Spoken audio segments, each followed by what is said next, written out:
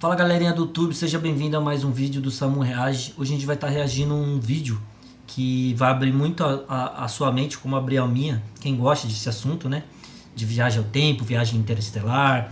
É tipo, se os OVNIs conseguem chegar aqui, se realmente existe OVNIs, se existe extraterrestre. Então a gente vai estar reagindo a um canal aí que é simplesmente inacreditável, cara. Que me ajudou a abrir muito a mente e vamos reagir a eles para ajudar vocês também.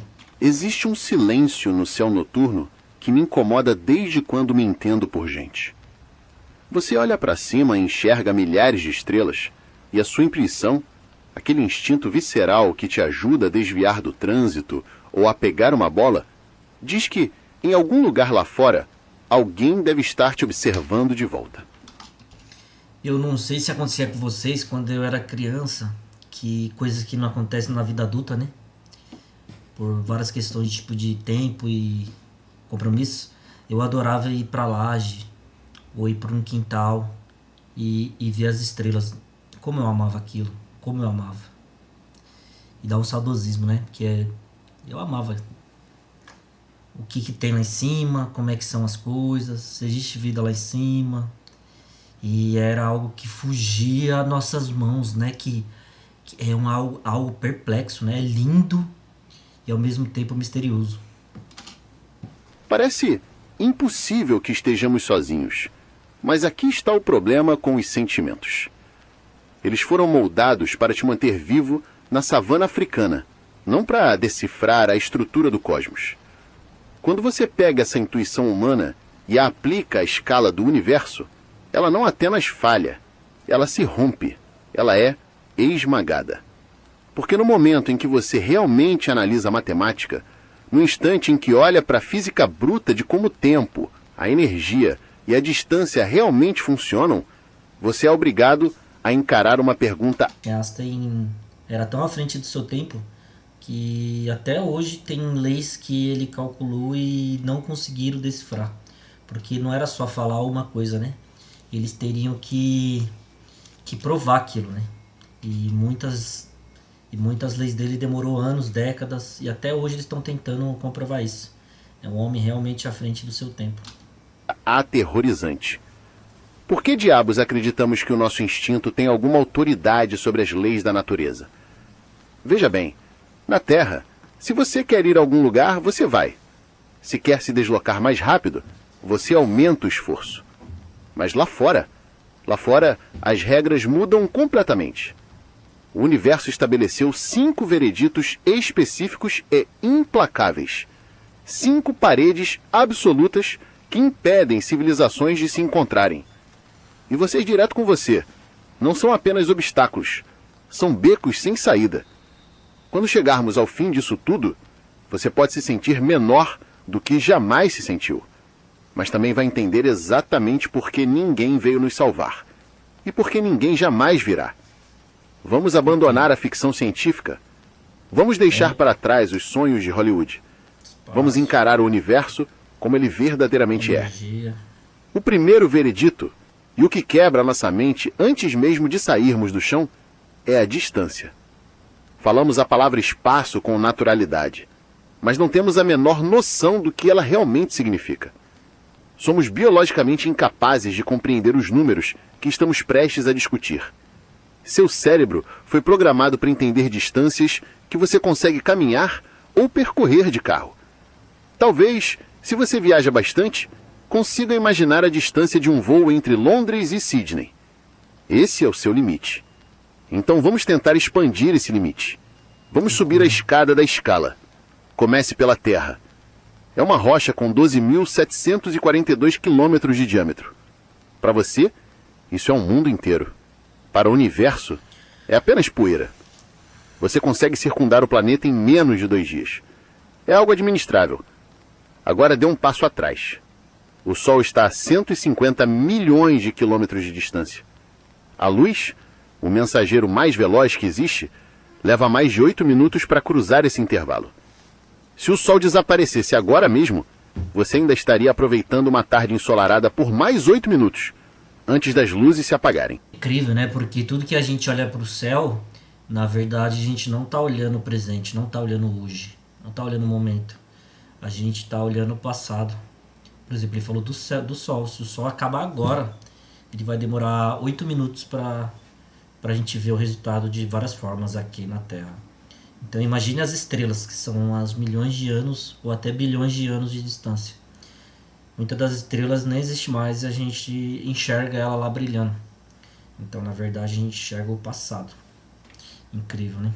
Esse é um intervalo que você ainda consegue medir de alguma forma em tempo. Mas agora dê o próximo passo. A estrela mais próxima, não uma galáxia distante, apenas a vizinha ao lado, Próxima Centauri, está a 4,24 anos-luz de distância. Agora sua intuição ouve 4,24 e pensa que é um número pequeno. Eu consigo fazer 4 de alguma coisa. Mas vamos traduzir isso para a escala humana. O objeto mais veloz que a humanidade já construiu é a sonda solar Parker. Ela rasga o espaço a cerca de 692 mil quilômetros por hora. É uma velocidade inacreditável. Se você embarcasse nessa sonda em direção à Próxima Centauri, quanto tempo a viagem levaria? Um mês? Um ano? Não. Levaria 6.600 anos. Essa é a estrela mais próxima. Se você tivesse partido da Terra no exato momento em que as grandes pirâmides estavam sendo concluídas, viajando na maior velocidade que a humanidade já alcançou, você estaria chegando agora. E isso é apenas o vizinho ao lado. Vamos ampliar a escala novamente. A Via Láctea, nossa cidade galáctica, tem 100 mil anos-luz de extensão. Se você quisesse atravessá-la à velocidade da sonda Parker, o trajeto levaria centenas de milhões de anos. Isso é mais tempo do que toda a história evolutiva dos mamíferos. Você evoluiria para uma espécie completamente diferente antes de alcançar o ponto médio. E antes de nos aprofundarmos demais no vazio existencial, quero te pedir um pequeno favor. Vamos enfrentar conceitos ainda mais pesados, como por que a viagem no tempo é impossível e por que a sua biologia é incompatível com o espaço. Se você quiser continuar explorando os cantos mais sombrios da física comigo, reserve um segundo para apertar o botão de curtir. Isso sinaliza ao algoritmo que você valoriza. Curta e comenta também o canal deles. Eu vou estar deixando na descrição do vídeo o canal deles, tá bom? Valoriza a verdade em vez das mentiras reconfortantes e me ajuda a continuar produzindo esses mergulhos profundos. Certo, já estabelecemos que o espaço é imenso. Mas talvez você esteja pensando, e daí? Basta irmos mais rápido. E isso nos leva ao segundo veredito, o mais cruel de todos, a velocidade da luz. A maioria das pessoas enxerga a velocidade da luz, cerca de 300 mil quilômetros por segundo, como um desafio técnico, algo parecido com a barreira do som. Antes, pensávamos que não era possível voar mais rápido que o som. Depois construímos um motor. Uma curiosidade, sabia que o metro, onde foi medido essa medida real, né? Porque se fosse medido com objeto, ou com algum local, ou com uma distância, cada ponto seria diferente de um do outro. O objeto seria diminuído, dilatado conforme o tempo. E nenhum objeto na Terra conseguiria dar essa dimensão real, né? E os cientistas, eles homologaram o metro um determinado tempo pela luz. Eu vou ver se eu acho o print no Google e coloco aqui no vídeo os milésimos de segundo para determinar a luz percorrida no vácuo. Aí eles acharam a metricação do metro. Incrível, né? Superior e conseguimos. Então, é só desenvolver um propulsor mais poderoso para romper a barreira da luz, certo? Errado. A velocidade da luz não é um limite de engenharia. É um limite estrutural da realidade. É a velocidade da causalidade. É a velocidade máxima com que um evento aqui pode influenciar um evento ali. Aqui está a armadilha. No nosso cotidiano, se você empurra um carro, ele acelera. Se empurra com o dobro da força, ele acelera o dobro. Esse é o pensamento linear. Mas à medida que você se aproxima da velocidade da luz, a física deixa de ser linear e se torna assintótica. Conforme você acelera um objeto, ele ganha energia cinética. Mas quando você se aproxima desse limite cósmico de velocidade, algo estranho acontece. A energia que você injeta na nave para de aumentar a sua velocidade e passa a torná-la efetivamente mais pesada em termos de massa relativística. Quanto mais você empurra, mais o universo reage contra você. Para levar uma nave com massa a atingir 100%... Então quer dizer assim, quanto maior a velocidade, além de você precisar de combustível que é impossível, é infinito, né, para chegar nessa velocidade, quanto maior a velocidade, você meio que ficaria parado no tempo. É algo que, tipo assim, é leis que o universo dá que a gente não consegue furar, entendeu? Eu sinceramente eu acredito que existe vida em outro universo, porque se Deus criou toda esses milagres, né? Toda essa coincidência para a nossa vida ser criada aqui na Terra, ele abençoa em outros lugares também. Só que eles não vão conseguir chegar aqui, é impossível, é utópico. Atomicamente, o universo não permite que eles cheguem até nós. Mesmo eu acreditando. Esses OVNIs que colocam na Terra, em fotos, em vídeos, ou com os youtubers inventam, é tudo mentira, galera. Não existe.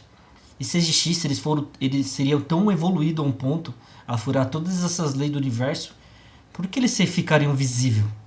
Se eles conseguiriam furar qualquer tipo de evolução nossa, de tecnologia nossa, eles ficariam invisíveis. Eles conseguiriam furar o tempo, nos observar sem ser visto. A gente não seria um nada para eles. A nossa evolução dos mamíferos, que ele falou, né, que tem 6 milhões de anos, a evolução do homem basicamente começou há 1 milhão de anos. E se eles estão, tipo, em vez de 1 milhão, eles estão 10 milhões à nossa frente? Sei lá, em 50 anos a gente não saberia que a gente poderia apertar um celular, falar, vídeo, viajar para o espaço. A nossa tecnologia evoluiu muito. Isso em 100 anos, imagine eles em milhões de anos. Então a gente não seria nada, entendeu?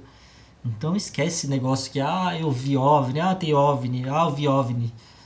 OVNI pode existir, mas a gente não consegue se conectar a eles. A gente não consegue vê-los. Eles não conseguiriam chegar até nós.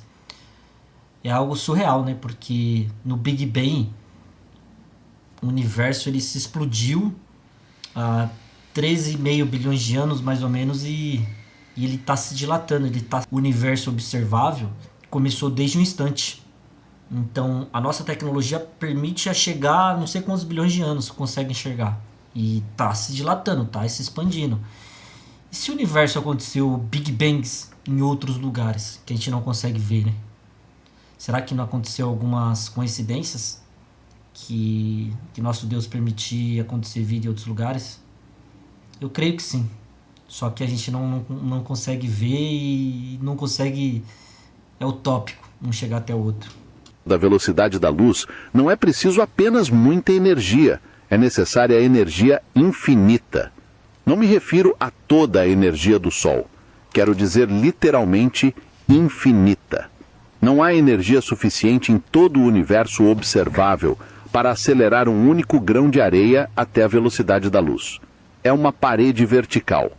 Você pode chegar a 90%, talvez 99%, talvez 99,9999% se queimar energia equivalente a uma galáxia inteira de combustível, mas jamais cruzará esse limite. Você gastaria uma galáxia inteira só para gerar energia para chegar a esse ponto. Só que os átomos do corpo não aguentaria e simplesmente evaporaria. Então, quando as pessoas perguntam por que os alienígenas não vêm até aqui em maior velocidade, a resposta é simples: porque eles não podem. Não importa se são uma civilização tipo 3 que se alimenta de buracos negros no café da manhã. Eles ainda habitam o mesmo universo que nós. Eles ainda obedecem a Einstein. E isso nos conduz ao pesadelo prático das viagens interestelares. Digamos que você aceita... curioso, o Albert Einstein, né? Era um homem extremamente à frente do seu tempo.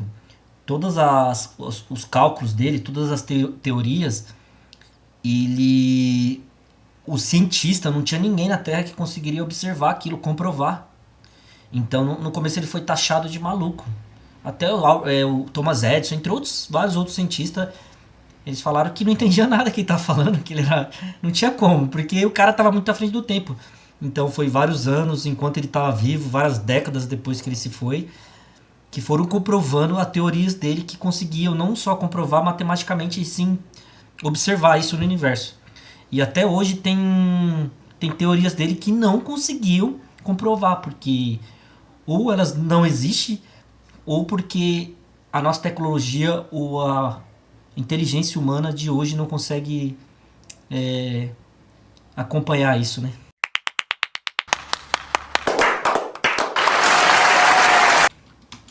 O limite de velocidade. Você decide. Tudo bem, vamos a 10% da velocidade da luz. Isso é lento para o universo, mas incrivelmente rápido para nós. E aqui chegamos ao terceiro veredito: a energia e a tirania da equação do foguete. Este é o que realmente mata o sonho. Não é uma questão filosófica. É uma questão de tanque de combustível. Em 1903, Konstantin Tsiolkovsky escreveu a equação do foguete. Parece algo entediante, mas é a equação mais brutal da história. Ela diz o seguinte: para mover uma nave, você precisa de combustível. Mas combustível tem massa. Então, para mover o combustível que impulsiona a nave, você precisa de mais combustível. Mas esse combustível extra também tem massa. Então você precisa de ainda mais combustível para mover o combustível extra que você precisa para mover o combustível original. É uma maldição exponencial. Vamos usar um exemplo concreto. Imagine que você quer enviar uma nave à estrela mais próxima e quer fazer isso dentro da duração de uma vida humana, digamos 40 anos. Você precisa acelerar até uma fração considerável da velocidade da luz. E depois, e esta é a parte que todos esquecem, você precisa parar. Você precisa desacelerar ao chegar lá. Isso significa que você tem de carregar todo o combustível necessário para a manobra de frenagem durante toda a travessia galáctica, acelerando o tempo inteiro. Se você fizer as contas usando os nossos melhores foguetes químicos atuais, a quantidade de combustível necessária para acelerar um único ser humano até Próxima Centauri em um prazo razoável superaria a massa de todo o universo observável.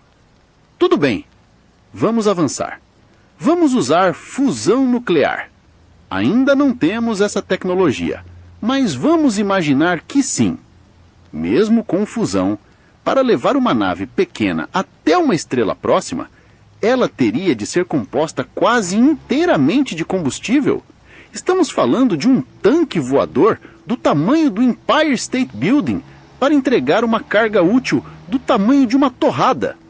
E quanto à antimatéria? Esse é o santo graal, certo? A antimatéria é a fonte de energia mais potente que existe. Um único grama poderia devastar uma cidade inteira. Mas aqui está o problema. Produzimos antimatéria em aceleradores de partículas, átomo a átomo. Custa bilhões de dólares fabricar alguns nanogramas. Para produzir o suficiente para encher o tanque de combustível em uma nave estelar, você precisaria dedicar toda a produção energética da raça humana durante milhões de anos só para encher o tanque uma única vez. E lembre-se, o universo opera com base em uma análise de custo-benefício. Mesmo que uma civilização seja avançada o suficiente para captar a energia de uma estrela, uma civilização de esfera de Dyson, ela também é avançada o suficiente para fazer cálculos. Eles analisariam o custo energético de enviar um ser de carne e osso ou um robô a um pequeno planeta azul a 10 mil anos-luz de distância e concluiriam que é um desperdício absoluto. Você falaria não compensa. Deixa quieto, não compensa. Cê é louco, não compensa. de recursos. Por que consumir a energia de uma estrela inteira para visitar um planeta que talvez nem seja interessante, quando essa mesma energia poderia construir um paraíso virtual no próprio quintal? Civilizações avançadas não são apenas poderosas, elas são eficientes. E a viagem interestelar é a própria definição de ineficiência. Mas digamos que eles sejam teimosos. Digamos que têm recursos ilimitados e ignoram... Cara, é algo sensacional. É um dos vídeos, tipo assim, mais didáticos e esclarecedor que eu já vi na minha vida, cara. É a segunda vez que eu tô vendo ele. É algo surreal. Completamente as leis da eficiência. Eles lançam a nave. Agora enfrentam o quarto veredito, a biologia. Adoramos imaginar humanos em trajes espaciais saltitando por aí com estilo. Mas o corpo humano é uma criatura dramática. Ele foi moldado para um único ambiente específico, a Terra. Gravidade de 1 grama, pressão atmosférica, proteção magnética. O espaço é um inferno radioativo. No momento em que você abandona o campo magnético terrestre, está sendo atingido por raios cósmicos. Não são apenas luz. São projéteis subatômicos em alta velocidade, prótons e íons pesados se movendo perto da velocidade da luz. Eles não apenas tocam a sua pele, eles atravessam o casco, perfuram o seu corpo e despedaçam o seu DNA como uma carga de buckshot disparada contra uma biblioteca. Em uma viagem a Marte, o risco de câncer dispara. Em uma viagem a outra estrela, você estaria morto antes de passar por Plutão. Você precisaria de blindagem de metros de espessura, chumbo, água, concreto. Mas lembre-se da equação do foguete. Blindagem é pesada. Peso exige mais combustível. Mais combustível significa... Deus foi tão maravilhoso que se ele criou todo esse universo, todas as coincidências, tudo para se casar pra gente viver nesse planeta, ou se ele fez isso em outros planetas também, convenhamos que pra gente ficar aqui ou eles ficar lá, né? Pra que vai se enfiar em outros lugares que não foi chamado? Né? Se sendo que os próprios humanos com os humanos, eles se atacam, eles se violentam. Só com outras civilizações extraterrestres. Como é que seria essa tomada por território? Se por pedaços de terra aqui, governantes, políticos e seres humanos literalmente se matam. Então, se Deus criou essas barreiras impossíveis de ser quebrada, é porque é pra gente ficar no nosso cantinho, eles no deles, né? Não se meter a besta. Então, assim, galera, esquece essa história de OVNI. Esquece. Isso não existe. Isso é papo de pessoas que querem se beneficiar com isso, sabe?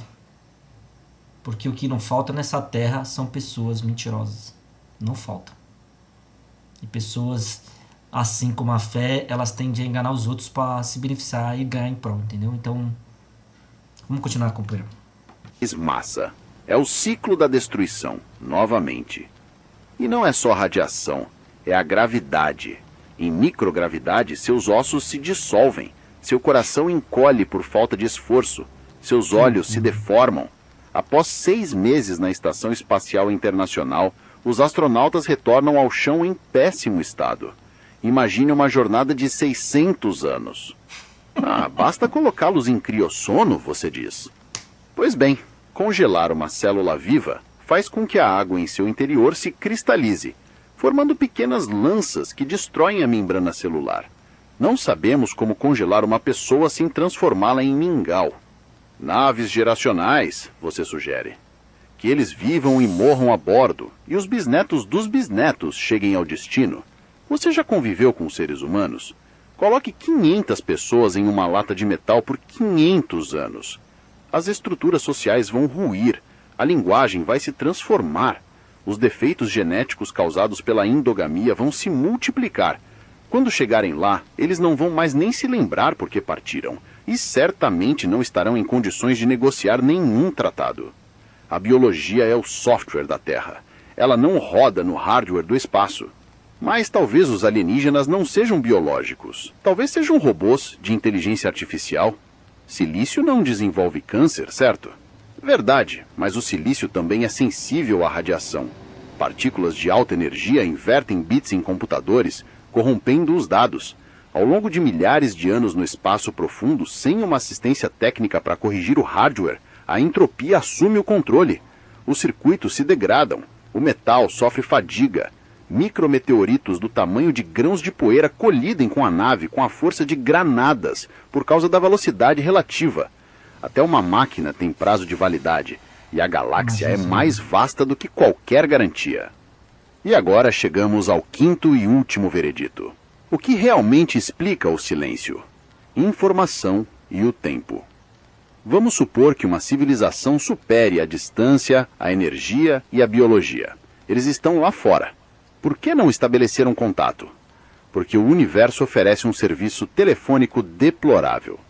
Estamos transmitindo sinais de rádio há cerca de 100 anos. Isso significa que nossa presença formou uma bolha ao redor da Terra com 100 anos-luz de raio. No contexto da Via Láctea, que tem 100 mil anos-luz de extensão, nossa bolha é um ponto microscópico. Estamos gritando dentro de um furacão. Para que alguém nos ouça, essa entidade precisaria estar apontando exatamente para nós, no momento preciso, na frequência exata. Pense no tamanho do palheiro cósmico. Existem bilhões de estrelas e bilhões de frequências. Se um alienígena apontar seu radiotelescópio para a Terra, mas o fizer no ano 1500 depois de Cristo, ele ouvirá silêncio. O rádio ainda não havia sido inventado. Se ele escutar hoje, mas estiver a 200 anos-luz de distância, ouvirá silêncio, porque nossos sinais ainda não chegaram até lá. Isso nos leva ao problema das civilizações assíncronas. Civilizações surgem e desaparecem.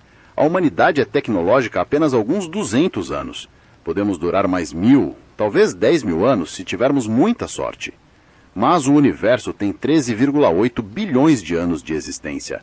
A probabilidade de duas civilizações coexistirem ao mesmo tempo, na mesma vizinhança, no mesmo nível tecnológico, é efetivamente zero. É como dois vagalumes piscando uma única vez no meio de uma floresta escura. Mas um pisca na terça-feira e o outro pisca na sexta. Eles jamais se enxergam. Alguém pode ter habitado um planeta próximo à Próxima Centauri há 1 bilhão de anos. Já foram embora. Alguém poderá surgir lá dentro de 1 bilhão de anos. Nós já teremos ido embora. A tragédia do universo não é que ele esteja vazio, é que os convidados chegam em momentos completamente diferentes. Então, quando você combina esses 5 vereditos, a distância que paralisa a mente, o limite de velocidade que paralisa a física, os custos de energia que paralisam o orçamento, a biologia que paralisa o corpo e o tempo que paralisa a conexão, a conclusão é dura. Os alienígenas não estão a caminho. E isso nos leva ao elefante na sala. E os OVNIs? E os vídeos da Marinha? Olha, adoro um bom mistério, mas vamos aplicar a física que acabamos de aprender. Vemos vídeos de aeronaves acelerando do 0 ao Mach 20 em 1 segundo. Você sabe o que acontece com a matéria quando isso ocorre? Força G. Acelerar dessa forma geraria milhares de GS. Nessa magnitude, os circuitos eletrônicos seriam destruídos. O metal se tornaria líquido. Pilotos biológicos virariam névoa carmesim instantaneamente. E, no entanto, essas aeronaves não interagem com o ar. Nenhum estrondo sônico, nenhum rastro de ionização. Um objeto se movendo nessa velocidade na atmosfera rasgaria as moléculas de ar, criando um rastro massivo de plasma que iluminaria o céu como um segundo sol. Você não vê nada disso nos vídeos. Você vê uma mancha cinza borrada. O que é mais provável? Que uma civilização alienígena dominou a energia infinita, quebrou as leis da inércia, cancelou os estrondos sônicos, viajou 10 mil luz-anos e depois decidiu brincar de esconde-esconde com um caça da Marinha Americana, tudo isso enquanto era capturada por uma câmera infravermelha de baixa resolução? Ou é mais provável que seja um artefato de câmera, um reflexo de cardan giratório, um drone, um pássaro visto por efeito de paralaxe? Eu sei que é decepcionante. Ô, gente, já teve vários casos desses daí que, filmaram lá o disco lá em cima. Gente, isso aí foi montagem. Já teve diversos casos que já mostraram que foi tudo montado. Isso não existe. Ele falou no vídeo que a gente tá limitado a mais 10 mil anos pra frente no máximo. Como é que existiria vida após vida fora da Terra se, tipo, sei lá, há 1 milhão de anos, 100 mil anos na nossa frente? Deus criou as coisas pra chegar no limite, entendeu? A gente já foi extinto da vida, né? Depois surgiu uma molécula no fundo do mar há mais de, sei lá, 2 bilhões de anos. E a gente evoluiu até virar o ser humano. Um dia a Terra vai acabar. Mas você acha que Deus criou aqui e não vai criar em outro lugar? Se a Terra um dia acabar, ele vai criar um planeta tão perfeito igual o nosso. Talvez ele criou exatamente pra gente não ficar combatendo com os outros um perto do outro. Ou tão longe o suficiente pra nunca um se comunicar com o outro. Porque ele sabe a capacidade dos seres em querer um extinguir o outro. Então, essa é uma verdade, entendeu? Isso que eu acredito. Se eu acredito vida fora da Terra, num espaço distante que a gente não conseguiria chegar, assim, eu acredito.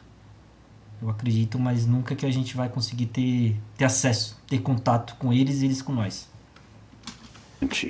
Eu sei que queremos acreditar, mas afirmações extraordinárias exigem evidências extraordinárias. E vídeos borrados não são evidências, são apenas vídeos borrados. Se alienígenas estivessem aqui, com a potência energética necessária para fazer a viagem, você não precisaria de um vídeo granulado para provar isso. O simples ato de sua chegada seria fisicamente inegável. Mas eu prometi no início que isso não teria um final triste. E cumpra a promessa. Porque quando você descarta a fantasia dos alienígenas vindo nos salvar ou nos destruir, você é confrontado com algo muito mais profundo. Somos obrigados a encarar o universo como ele genuinamente é. Um lugar de regras, um lugar de estrutura. Pense bem, se a velocidade da luz não fosse um limite, a causalidade se romperia. Efeitos poderiam acontecer antes das causas. O universo seria um caos absoluto onde a história não poderia existir. As mesmas leis que nos prendem aqui são as que permitem que as estrelas queimem com estabilidade, que os átomos se mantenham unidos e que a vida evolua. O silêncio do universo nos força a amadurecer. Nos obriga a reconhecer que ninguém virá nos ajudar a resolver o clima, as guerras ou a economia. Somos os únicos aqui. Esse frágil mármore azul é o único barco salva-vidas que possuímos. E há uma beleza nesse isolamento. Ele nos torna preciosos. Se o universo estivesse repleto de naves estilo Star Trek zanzando por aí, a Terra seria apenas um posto de gasolina. Mas em um universo de silêncio, a Terra é um milagre. A vida é uma impossibilidade estatística que aconteceu de qualquer jeito. Somos o universo despertando e contemplando a si mesmo. E não estamos abandonando a busca pela vida fora da Terra. Estamos apenas nos tornando mais inteligentes nela. Estamos procurando por tecnoassinaturas. Estamos rastreando o calor residual de esferas de Dyson. Estamos monitorando pulsos de laser. Estamos ouvindo as estrelas. Não com o desespero de uma criança perdida em um shopping, mas com a paciência de um cientista. Podemos jamais apertar a mão de um alienígena. Podemos nunca compartilhar uma bebida em uma cantina intergaláctica.